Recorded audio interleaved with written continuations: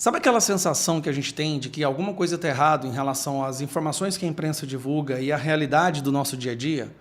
A imprensa divulga que nós estamos com desemprego recorde, nunca tivemos tanto emprego como temos agora, que o PIB está crescendo e que a economia está boa. Mas, ao mesmo tempo, quando a gente sai para trabalhar, para ir no supermercado, para comprar qualquer coisa, a gente percebe que a vida está mais difícil, o custo está mais caro, que a população está mais miserável, que está mais difícil de arrumar emprego. Então, como é que pode, né? O que há nessa discrepância entre o que as agências estatais nos falam do governo Lula e o que a gente vive no dia a dia? E o pior é que tem tanta gente que foi tão imbecilizada ao longo das últimas décadas que elas acabam acreditando no que a imprensa fala e ignoram o que elas testemunham com seus próprios sentidos. Mas hoje você vai entender. Primeiro, essa matéria aqui saiu.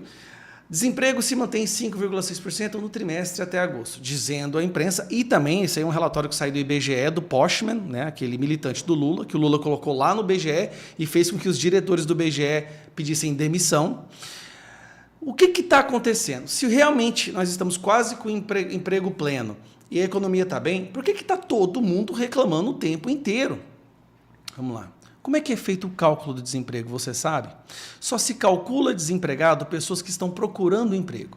Se uma pessoa não está procurando emprego, então ela não entra no cálculo do desemprego. Nós temos no Brasil hoje, na verdade, mais de 50 milhões de pessoas que não estão procurando emprego. E sabe por que elas não estão procurando emprego? Bom, aqui eu te apresento os dados para que você possa entender. Vamos lá. Esse aqui é um gráfico que mostra a queda do desemprego, essa linha amarela, e a linha em vermelha mostra Bolsa Família. Quando uma pessoa recebe Bolsa Família, ela não pode trabalhar, porque se ela começa a trabalhar e a renda dela aumenta, a Bolsa Família é retirada.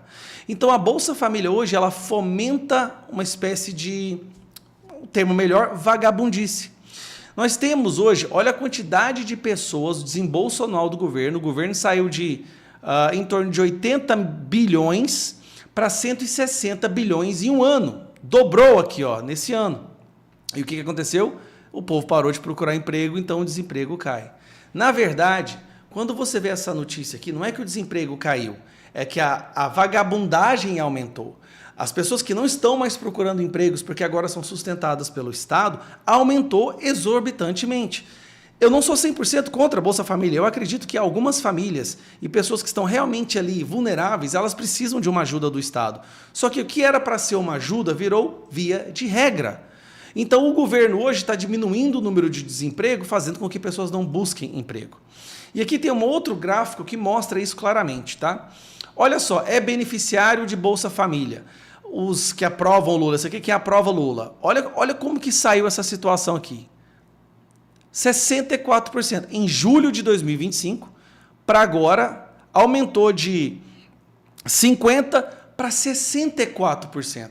Aqui é onde foi despejado cada vez mais dinheiro público. Quem não é beneficiário está só caindo. Sabe por quê? Porque essas pessoas estão trabalhando e estão vendo que mesmo trabalhando não estão conseguindo sobreviver. Agora, olha só como é que está a inadimplência. Dizem que a economia está boa, né?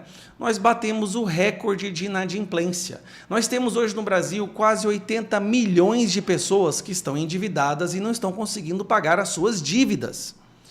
Isto é um número recorde. Aqui, ó, se você for prestar atenção aqui, final do governo Bolsonaro, mais ou menos aqui, dobrou. Nós saímos, não, dobrou não, mas saímos de 67 para quase 80 milhões de pessoas. Olha o aumento de 20% nesse período do governo do Lula. E aqui no governo Bolsonaro, olha como estava o vale, né, bem mais baixo. Isso aqui é um país quebrado, tá? Isso aqui não é um país indo bem, é um país à beira do precipício. E as estatais? Estatais federais têm déficit de 5,6 bilhões. Sabe quem vai ter que pagar isso aqui? Isso aqui é recorde de déficit nas estatais. Sabe quem que vai ter que pagar isso aqui? Justamente os pagadores de impostos. Só que pagadores de impostos agora está cada vez mais diminuindo. Né? Nós somos hoje pessoas que pagam impostos de renda em torno hoje de 40 milhões, 20% do Brasil tem que sustentar. E aqui, esse número é o mais preocupante de todos. O Brasil registra 8 milhões de empresas inadimplentes. Preste atenção.